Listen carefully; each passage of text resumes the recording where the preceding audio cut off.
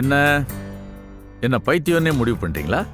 வந்து எவ்வளவு நேரம் ஆச்சு, உதாரணம் சொல்லி கேள்வி கேட்டு எவ்வளவு நேரம் ஆச்சு, அப்படி இருந்து எந்த பதிலும் வரலன்னா நீங்க சினிமாவுக்கு போலன்னு தெரிஞ்சு போச்சு.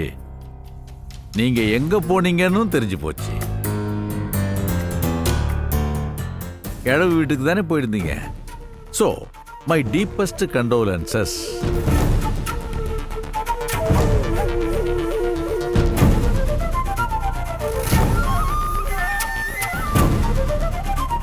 இல்லைங்க, அங்கெல்லாம் எங்கேயும் போகல.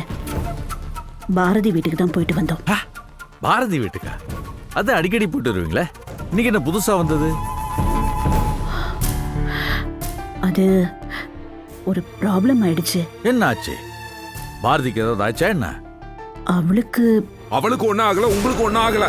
ஆனதெல்லாம் கண்ணுக்கு கண்ணா பொத்தி பொத்தி வளர்த்தேன் பாருங்க. என் ஒரே பொண்ணு, அவளுக்கு தான்.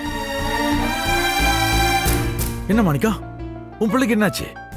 ஐயோ, என் மருமக இந்த வீட்டுல தானே இருந்தா, அவளுக்கு என்னாச்சு? என் பரிதவிப்பு உனக்கு கிண்டலா போச்சா? நீ எல்லாம் என் நண்பனாடா. என்ன மாணிக்கா இது? நான் ஏதோ யதார்த்தமா பேசுறேன், நீ ஏன்டா இப்படி கோவப்படுற? நீ யதார்த்தமா பேசுறியா? அதான் எப்படி உன்னால இப்படி இருக்க முடியுதுன்னு கேக்குறேன்.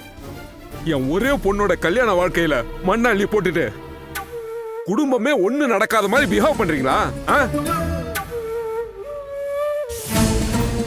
பொன்னி, என் நண்பன், அதாவது நம்ம சம்பந்தி இவ்வளவு சீரியஸா பேசுற அளவுக்கு, ஒரு மனசு நொந்து போற அளவுக்கு என் மருமகளுக்கு என்ன நடந்துச்சு?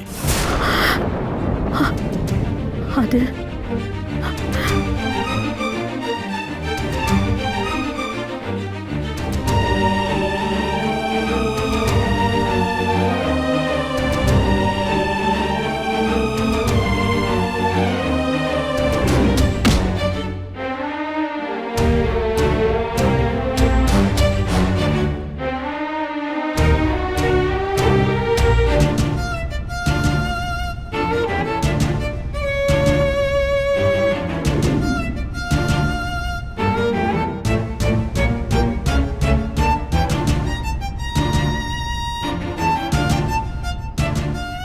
இந்த சந்துரு ஒரு நிமிஷம் கூட இந்த வீட்டுல இருக்க கூடாது.